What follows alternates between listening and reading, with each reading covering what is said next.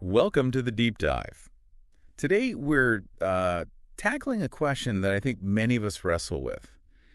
What really sets successful people apart? Yeah, it's a big one. We've been looking into this source, what successful people do differently, and, well, our goal isn't just another summary. We want to pull out the really actionable stuff. Exactly. The habits, the mindsets you could actually use. Right.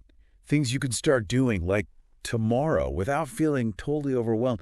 We're looking for those leverage points, you know? Precisely. And forget the idea of just luck or, raw talent being the whole story. Yeah, the source definitely pushes back on that. It really builds this case that success is more about consistent, deliberate choices, habits that get ingrained, and just a different way of thinking, really. So we're going to break that down. Yep, we'll look at everything from how they start their mornings, which is fascinating, to how they manage relationships. And what's cool is seeing how these different pieces actually connect and boost each other. Okay, let's start there then. The morning routine. The source mentions waking up early, but it sounds like it's not just the time on the clock.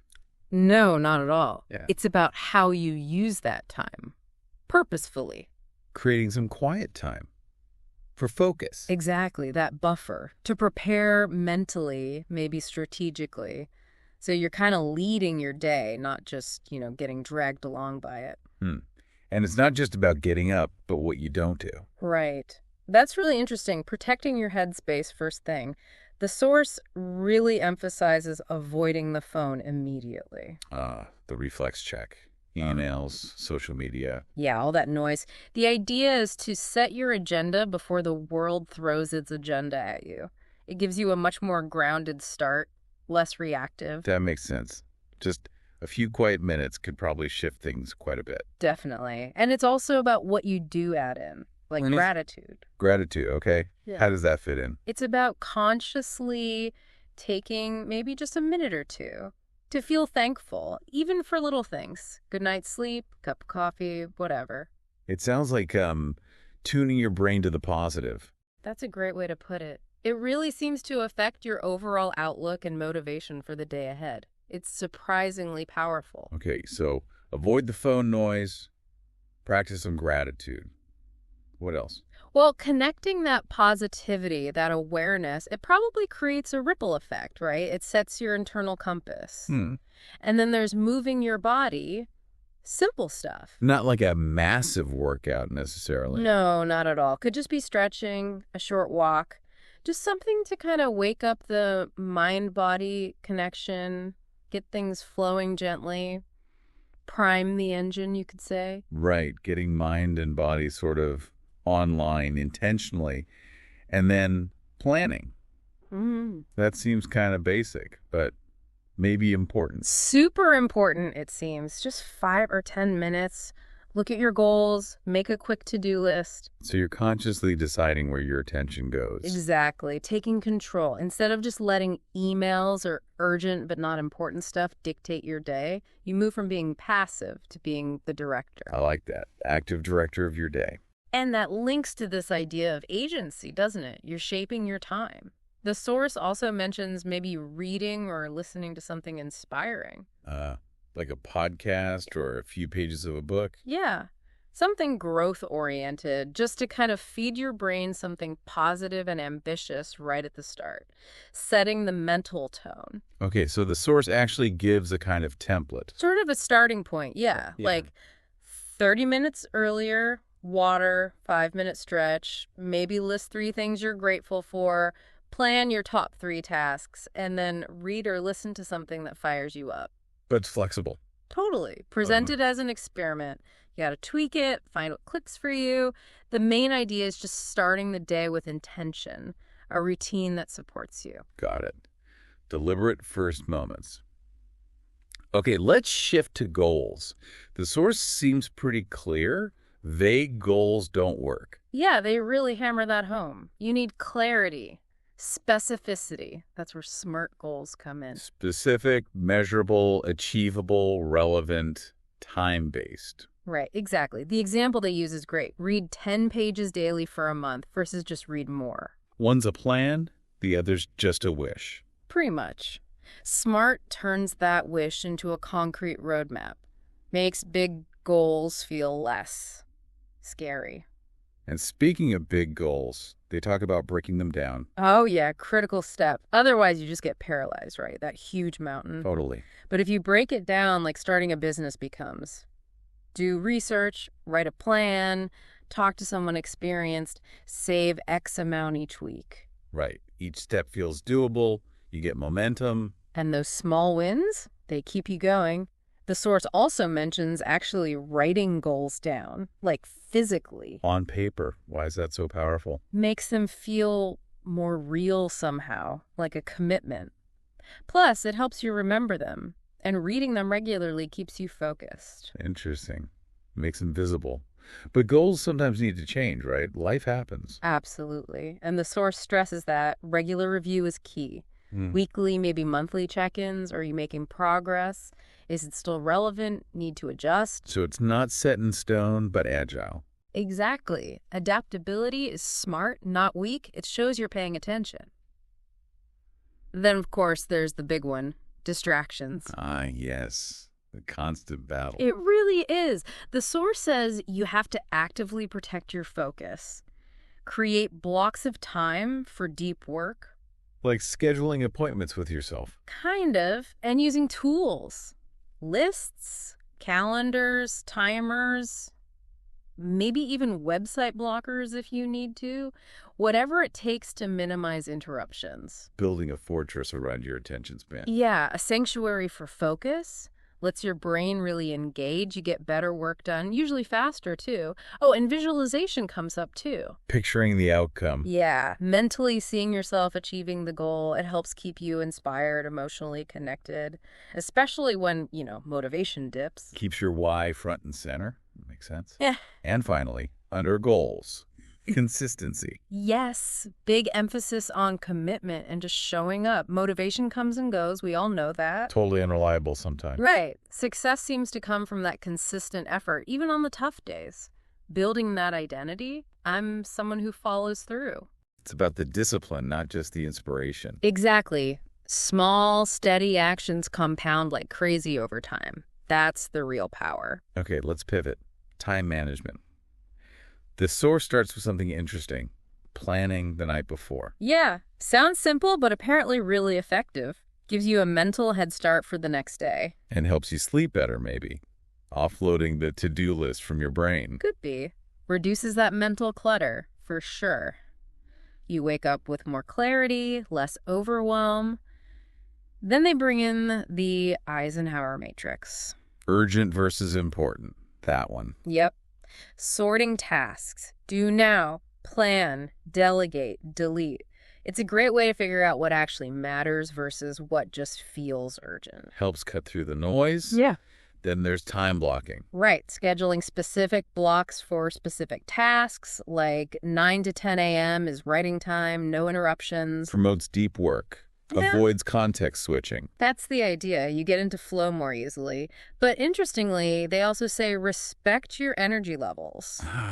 So don't just rigidly follow the clock. Right. Try to match your most important work with when you feel sharpest. Work with your natural rhythms and build in breaks, obviously. That feels more sustainable. More human. Then there's the tough one. Saying no. Always tricky, isn't it? But crucial. Time is finite. You have to protect it by saying no to things that aren't essential or don't align with your priorities, gatekeeping your schedule. Setting boundaries. That requires some confidence. It does. Recognizing your limits. Saying no frees up space for the yeses that really matter. Then there's automation and delegation. Using tech for routine stuff. Handing tasks off. Exactly. Smart leverage. Automate bill payments, delegate tasks someone else can do well, frees you up for the high-value stuff only you can do. Makes sense. Multiply your effort. And finally, reflecting on how you use time. Yeah, that feedback loop again. Daily or weekly review. What worked, what didn't, how can I optimize? Treat it like an ongoing experiment. Continuous improvement for your time. Okay, shifting gears again. Continuous learning and growth. Curiosity seems to be a big theme here. Huge. Successful people seem to have this inherent inquisitiveness, always asking questions, wanting to understand things more deeply. Keeps the mind flexible, leads to new ideas. That's what the source suggests. It's seeing learning not as a phase, but a lifelong thing. This curiosity fuels a thirst for knowledge, and daily reading comes up again. Even just 10, 15 minutes. Yep. That consistent exposure to new ideas, different perspectives, sharpens the mind, like a daily workout for the brain. The compounding effect again, and learning from others. Crucial. Active listening in conversations, seeking out mentors, colleagues, being open to different viewpoints, even ones you disagree with. So every interaction is a potential lesson. Pretty much. And that includes actively seeking feedback. Ooh, that takes courage. Asking for honest opinion. It does, but it's presented as invaluable for spotting blind spots, avoiding repeated mistakes, requires humility, a growth mindset. Which we'll get to. What about formal learning? Courses, events? Even with busy schedules, they prioritize it. Online courses, workshops, conferences, recognizing that you need to keep developing skills. Staying still is falling behind. Investing in yourself. And then reflecting on what you learn, not just consuming info. Right. Actively processing it. How does this apply to me? How can I use this? Turning information into usable knowledge. And the final step is Practice. Putting it into action. Applying new skills in the real world. That's where the real growth happens. Knowledge without action is just potential. planting a seed but not watering it. Right. Got it. And this all ties into having a growth mindset. Exactly. Believing you can improve through effort. Seeing challenges not as, I can't do this, but I can't do this yet. That yet makes all the difference, doesn't it? It really does. It reframes failure as learning, builds resilience, sees opportunity where others see a wall. Okay, let's talk positive thinking. This feels related. It starts with self-talk. Absolutely. Managing that inner voice. Catching the negative, critical stuff and consciously reframing it. Replacing it with more encouraging, constructive thoughts builds confidence. Being your own internal coach, not critic. You got it. And focusing on what you can control. Your actions, your attitude, your effort. Right. Instead of getting spun up about external things you can't influence, gives you a sense of agency, stops you feeling helpless. Channels energy where it matters. Yeah. And gratitude comes back again here. Yep.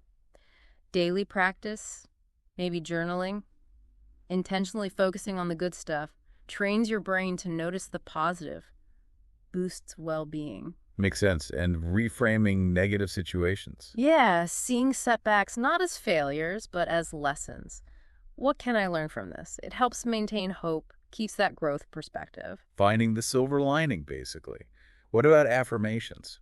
Using positive statements, repeated regularly, to build self-belief, reinforce that positive outlook, kind of like mental conditioning. Programming your mindset. And avoiding negativity. Super important.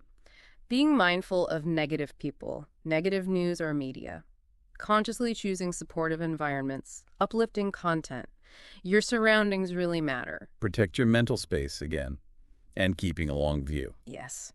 Seeing current challenges as temporary bumps in the road, focusing on the bigger picture helps avoid discouragement. Seeing the forest, not just the trees. Provides perspective. And finally, celebrating small wins. Definitely. Acknowledging progress along the way builds confidence, keeps motivation high. That positive feedback loop. Give yourself credit. Yeah. Okay, last big area, relationships. Choosing your circle carefully. Hugely important, according to the source. Surround yourself with supportive, positive, growth-minded people. Limit exposure to negativity. Your network shapes you. Makes sense. And the idea of giving before taking. Yeah, building trust by contributing value, offering support first, cultivating generosity as the foundation. Leads to stronger, more reciprocal connections and listening skills. So crucial, really hearing people. Active, empathetic listening makes others feel valued. builds understanding. Connection starts with listening. Builds that rapport and communication style. Clear, honest, respectful. Reduces misunderstandings, builds trust, lowers stress. Straightforward communication is key. No games, just clarity. What about celebrating others' success? Fosters a positive, supportive community, shifts from competition to mutual encouragement. Everyone feels lifted up. Creates a better vibe for everyone. How about conflict? It happens. Handle it with respect. Stay calm. Listen to understand the other side. Focus on solutions, not blame. See it as a chance to strengthen the relationship, actually. Approach it constructively. Yeah. And just staying in touch. Yeah, the simple things, regular small gestures. A text, a quick call, shows you value the connection, keeps it alive. Nurturing the relationship and learning from others within relationships. Yes, seeing every interaction as a chance to learn. Through feedback, different perspectives, it enriches you personally and professionally. Okay, wow. So wrapping this all together, intentional mornings, clear goals, smart time use, constant learning, positive mindset, strong relationships. It's a lot, but it connects. It really does. Success isn't one big thing. It's the consistent weave of these smaller habits and mindsets. And the key takeaway seems to be, these are learnable, not just for a select few. Absolutely. The source really argues these are skills and choices anyone can adopt. It's about taking ownership. Right. So for everyone listening, maybe the action step is pick one thing. Just one or two habits or ideas that resonated today. Yeah, and commit to trying it for a week. See what happens. Maybe reflect each day.